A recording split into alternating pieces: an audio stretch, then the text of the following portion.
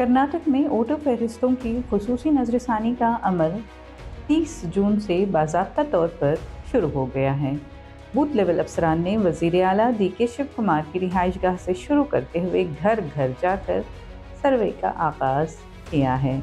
DK. Shiv Kumar ने अवाम से इस अमल में ताउन की अपील करते हुए कहा कि जो लोग मुकर्ररा मुद्दत के अंदर खुसूसी नजरसानी का अमल मुकम्मल नहीं करेंगे वो अपने वोट का हक खो सकते हैं और रियासती और मरकज़ी हुकूमत की मुख्तलिफ सहूलतों से फ़ायदा उठाने में भी मुश्किलात हो सकती हैं।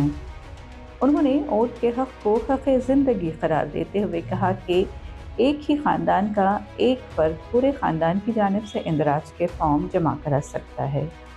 चंद रोज़ पहले मगरबी बंगाल में बीजेपी हुकूमत ने ऐलान किया था कि खुसूसी नज़रसानी के अमल में कामयाब न होने वाले अफराद सरकारी फलाही स्कीमों के अहल नहीं रहेंगे।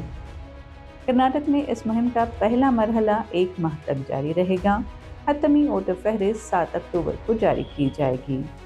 इस नज़रसानी के अमल में रियासत के 5 करोड़ 40 लाख से भी ज़ायद वोटर्स शामिल होंगे।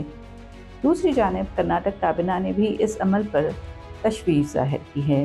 वज़ीर दाखिला प्रियंक खरगे ने बताया कि हुकूमत ने इलेक्शन कमीशन ऑफ इंडिया को 11 मुतालबे पेश किए हैं ताकि शफ़ाफ़ियत को यकीनी बनाया जा सके और वोटर्स के नाम गलती से हज़फ होने से बचाए जा सकें।